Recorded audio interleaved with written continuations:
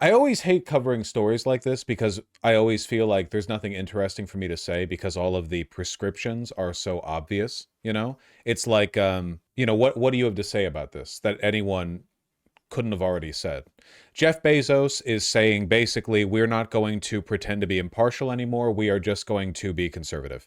We are like most of the time. Like I guess what I don't understand is why he's saying it outright.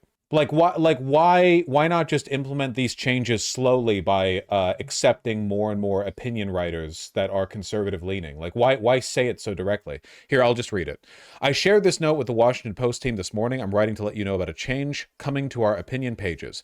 We are going to be writing every day in support and defense of two pillars: personal liberties and free markets. We'll cover other topics too, of course, but viewpoints opposing those pillars will be left to be published by others. Just no artifice, no pretense, just flatly saying like, yeah, Europe will allow opinion articles, but only if they agree. And of course, personal liberty and free market means pro-capitalist and pro-free speech in supporting conservatives. Like I've seen this gamut run a billion times before, you know?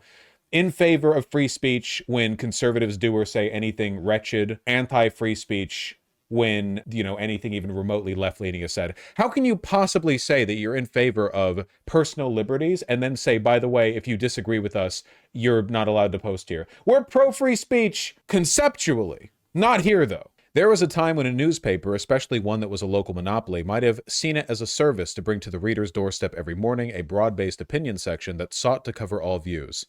Or in other words, we're not going to do that. Today, the internet does that job. I am of America and for America and proud to be so. Our country did not get here by being typical, and a big part of America's success has been freedom in the economic realm and everywhere else. Freedom is ethical, it minimizes coercion, and practical, it drives creativity, invention, and prosperity. This is Silicon Valley LinkedIn slop posting. This is not a memo that is written for the Washington Post team. It is a memo that he wrote for the people here, and he's just sharing it broadly. My guess as to why this is being done is that he is burning with jealousy that Elon Musk is the shadow president, and he's hoping that if he becomes a more militant sycophant for Donald Trump, that he can be favored thusly. I don't think it's going to work, but In fact, it wouldn't surprise me if in the long run he didn't end up openly beefing with Elon Musk. Jeff Bezos is a lot smarter than Elon Musk. It must burn at him that Elon is so much more powerful than he is, even though Jeff Bezos did. Let's be fair here. Let's be fair to the man. Jeff Bezos built the most sophisticated, evil, and wide-reaching material distribution platform in human existence. Jeff Bezos built Amazon. Now, I'm not saying he's the engineer who built everything, but let's be clear here. He's certainly much more involved in the development of Amazon than Elon is in the development of Tesla. So, imagine how much it must burn at him that Elon has this kind of power. That's what I think. I think this is just a Mr. Trump notice me. I offered David Shipley, who I greatly admire, the opportunity to lead this new chapter. I suggested to him that if the answer wasn't hell yes, then it had to be a no.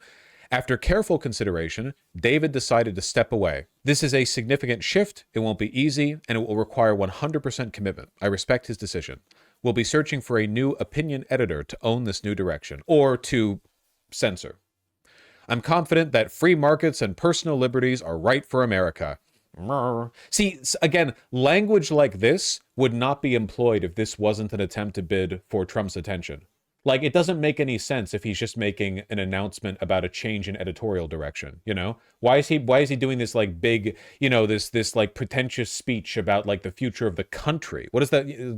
It's totally irrelevant unless it's a bid for power. I also believe these viewpoints are underserved in the current market of ideas and news opinion. Remember when the free marketplace of ideas was a term people made fun of because it was stupid and reductive?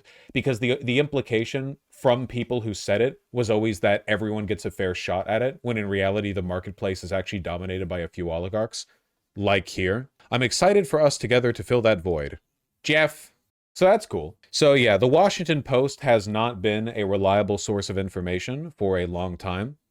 Bezos previously refused to let a WaPo cartoonist publish a political cartoon critical of him for groveling to Trump. Yep. No. The Washington Post, guys, listen, he's very in favor of personal liberty and free speech for other people. Yeah, he rejected this You've got these oligarchs offering their money to Trump, which is what's happening here. Bezos was probably upset at his, likeness being depicted so accurately here. You get me. Oh, hello, SDL. So you're going fascist too, Jeff? Bend the knee? Already happened, man. Look, there's a good side and a bad side to this, okay? The bad side is that all of the information that you consume is controlled by a small group of oligarchs who hate you. This is the same with Google and YouTube, by the way. I'm just letting you guys know, and I'm fully aware of that, okay? At any moment, Google could be like, in line with our new pro-America initiative, please notice me, Trump, we will now only be favoring, promoting, and allowing content that venerates virtues such as personal liberty, free speech, capitalism, da-da-da-da-da. You get it. Apple defended its woke policy. Apple, a little bit more so. A little bit more so. But at the end of the day, oligarchs is oligarchs. So there's that. The good news, though, is that the fundamental instability of the system, I really do think it's going to lead to antagonism between people like Jeff Bezos and Elon Musk. Jeff Bezos is again, I'm not saying he's not evil, but he is a smart and hardworking person. Please, again, understand, this is not me complimenting him, okay? It must burn at him that somebody like Elon has ascended to the level of power that he has. Like, imagine you're Jeff Bezos. For a long time, you were the wealthiest man on earth. You're so insanely powerful. And then seemingly from out of nowhere, this idiot venture capitalist who got lucky on a few early investments soars up through the overvaluation of Tesla stock and now is effectively the shadow president. Must feel great, And he's bald. Exactly. You understand.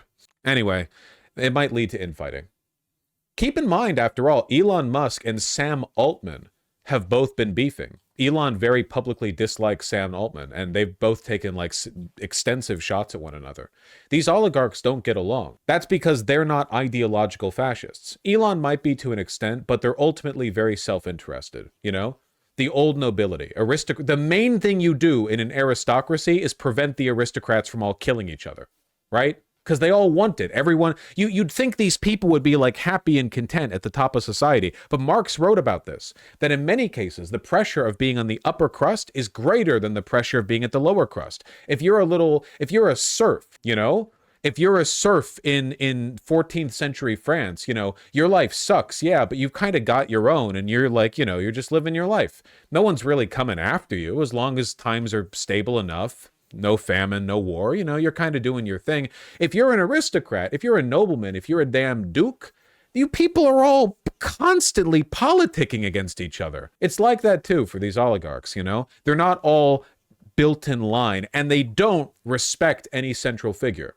There is no cult of personality that is leading all of them. Not one of them, especially not Elon Musk, thinks that Trump is like a guiding light that they need to take shelter under, like a wing to follow or whatever.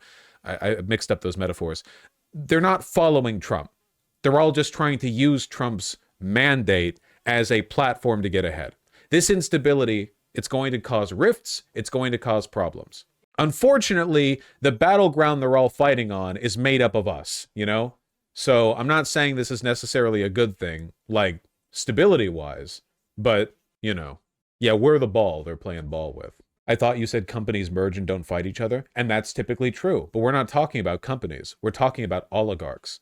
Once you reach a certain point, we're not really talking about bland acquisition. We're not talking about mergers where shareholders on both sides get to enjoy a 14.3% bump to the value of their portfolios or whatever. We're talking about big ego oligarchs. Totally different, So we're getting the corpo wars? No, I don't think it'd be a corpo war thing. I think it'd be an oligarch ego battle thing. You're not getting cyberpunk. Could we get the Yakuza franchise at least? The Yakuza are a real thing.